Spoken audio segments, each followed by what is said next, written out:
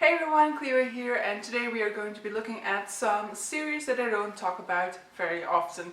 So I've been wanting to do a series like this, but I just have very bad memory, so I'm hoping I'm going to be able to talk about these books with some sort of a clarity and be able to tell you guys something about them. But so I want to be doing some series in which I just talk about books that I don't regularly talk about on my channel. So today I actually just went through my bookshelves and picked up some series that I don't mention a lot, or maybe haven't even mentioned once on my channel so far.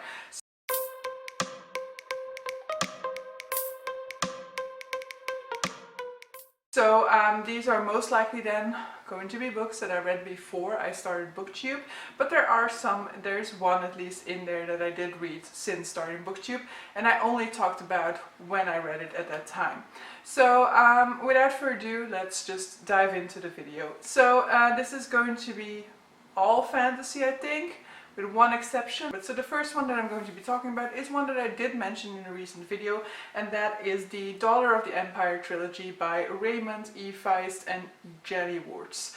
So in Daughter of the Empire we are following Mara. Mara is the daughter of her house, but at the beginning of this book her father and her brother both die, so she becomes the heir to the house.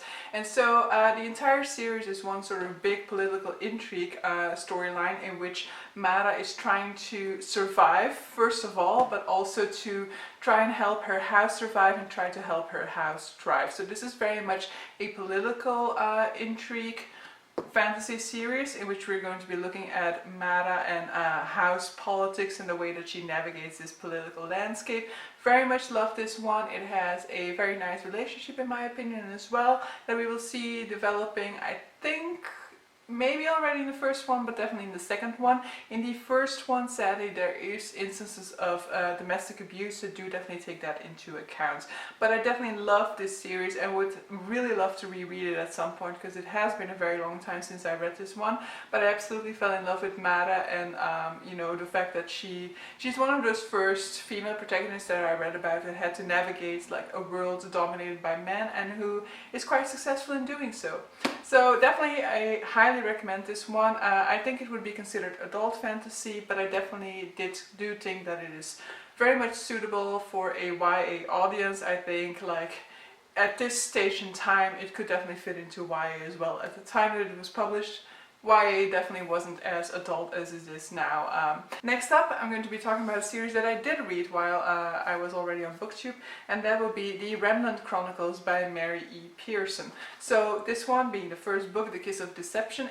In this one we are following our protagonist Laia, who is a princess of one of these kingdoms, and so she is being married off at the beginning of this book, but she definitely doesn't want to, and so she runs away. But she is followed by two people, one person who's sent to kill her and one person who is the prince that she was supposed to marry. And so this book clearly goes into us trying to figure out who's who and like the couple dynamics that ensue. While it is very heavy on the romance, and romance is definitely one of the driving plot elements, I did definitely love this one. I will admit that there's a lot of like the guilty pleasure element in there for me, just because I personally don't typically love romance and fantasy, but I guess because it is so central to the plot and I knew that going into it, that just made me embrace that a lot more. But definitely if you are somebody who loves romance and fantasy, so who loves a fantastical romance plot, this will definitely work for you. As the series progresses, it also dives into more of the sort of like fantastical element to this story, and we're definitely going to be looking a lot more into like the political landscape of this world, and definitely be exploring that a lot more.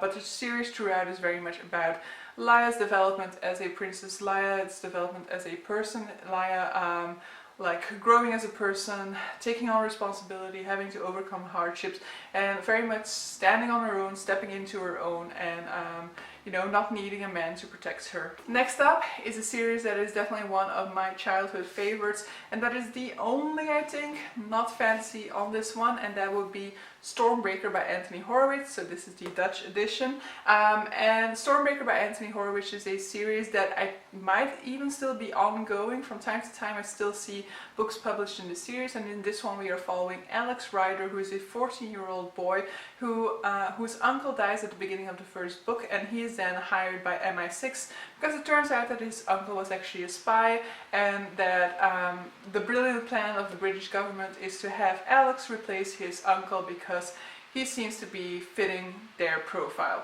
Definitely love this one, loved espionage stories, definitely ones where you are looking at like somebody being thrown in this sort of plot who doesn't usually have to do this type of thing. So I definitely loved the series throughout, and it definitely does have also a sort of like higher plot to it, an overarching plot that we also will start to explore more towards the later books in this series. I haven't read all of them, as I said. I stopped at some point, mainly because these editions keep changing. They keep changing layouts, and I already have like 5 different looks to this series at this point. And I just can't take it anymore, so I bought a couple in ebook, but then at some point I just stopped. But I do definitely think that I want to reread this entire series and maybe pick up where I left off at that point. Next up, let's talk about a dragon series that I don't hear mentioned often, and that will be Dreamwalker by J.D. Oswald. So the series title is called The Ballad of Sir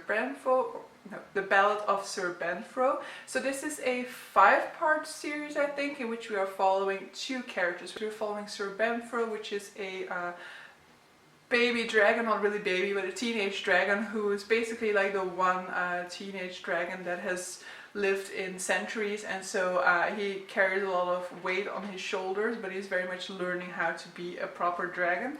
And then we're also looking at Errol, a young boy who is kind of coming into his own, doesn't really know where he stands in this world, and these two will be connected through some sort of a magical ability.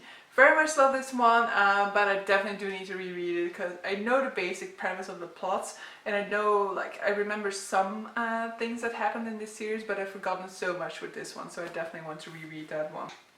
Next up we get to something that I would probably call like middle grade fantasy at this point, and that is the Septimus Heap series by Angie. So the first book is called Magyck. This is also the Dutch edition, and so in this one we are following Septimus Heap, who is the 7th son of his 7th son, and because 7 sons of 7 sons are very magical, at the beginning of this book he is stolen away from his family, and so in this series we will be following the Heap family, so the other members of the Heap family, as they are pulled into a certain bigger plot. So we are also following Septimus Heap, who has been taken in by a dark warlock who wants to train him to become his apprentice. We are also following, like, I don't know what exactly her title is, but like, so the sort of like witch boss of this realm, and we're also following a soldier that is getting caught up in all of these adventures. So I very much love this one. I love these sort of like sweet innocence that this series has, and all of these sort of like crazy adventures that these children go into. It's also very much about like these deep bonds that are created, and I definitely do recommend it to people who, I don't think it's not, like, it doesn't necessarily go super deep. I would have to reread it to be sure about that. It's possible that in the later books we do go a lot deeper, but it was just a one hell of a ride, very much a fun middle grade series to dive into. Moving on to an adult series, and that will be The Magician's Guild by Trudi Canavan. So this is a adult fantasy, as I just said, in which we are following our protagonist called Sonia. Sonia is a girl who grew up in the slums of this world, and in her world there are also magicians. Now the magicians are very much the like higher people in society, and they're all people of the nobility. Now one day they do their sort of like annual purge, in which they try to clean up the slums and try to get people to know their place more or less, and there's a sort of riot that ensues, and during that riot Sonia gets really angry and she throws a rock at the magicians, and while the magicians have a sort of shield in place to prevent harm from coming to them, her rock manages to fly through.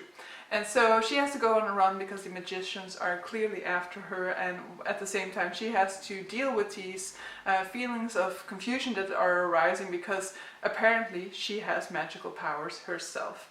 Very much love this series. It has been brought to my attention that it has a little bit of a like problematic love relationship in it. I definitely think that it's like, I wouldn't say it's handled well. I think the romance in this series just pops up out of nowhere, but I definitely don't think that it's problematic for the reasons why some people could consider it problematic. But in any case, do know that it takes a long time before this romance is going to arise. So definitely if you're looking for like a fantasy series that doesn't focus too much on romance, this is definitely a very good one to dive into. I also definitely want to start with the sequels trilogy to this one because she has also written a second trilogy in which we are following some of these characters. And then the final series that I want to talk about is the Sergi Freak by Darren Shan. So this is the saga of Darren Shan, I think is the full name of the series. This is also the Dutch again because this is also one of my childhood favorites. So in this one we are following Darren Shan, who is a young boy. He's like, I don't know, he's like 12, 13 maybe at the beginning of this series, who is living his life, loving his life, but his best friend is very much obsessed with this freak show that is coming to town, and very much with this one performance that is going to take place during it, during that freak show. And so when the boys go to the freak show to watch that performance, Darren overhears his friends talking to a vampire, and this series kind of kicks up from there. Very much love this series. It has a 12-book series, so there's quite a lot to dig into. My personal favorites, I think, are like for books 4, 5, and 6, because basically the 12 books are divided into 4 3-book trilogies, and I like that storyline the most, I think. But I definitely enjoyed the entire series and would definitely also want to reread that one, and maybe even try to do it in a 24-hour read as well. But so yeah, these are some of the series that I grabbed off of my shelves that I feel like I never talk about. One series that I probably could have also mentioned, because I don't mention it that often, is His Dark Materials by Philip Pullman, but I feel like that series gets enough credit all around that I don't necessarily need to put any more of a spotlight on it, especially since I don't remember too much about it anymore, so that is definitely one of those series that I would have to reread. But so yeah, definitely let me know down below if there are any of those series out there that you loved, but like you don't find yourself talking about often enough. Definitely let me know, because I am always looking for these sort of like hidden gems that definitely do hold sweet spots in people's hearts, but are maybe sometimes forgotten about because of the lack of like hype surrounding them. But so yeah, see you guys for the next one. Bye!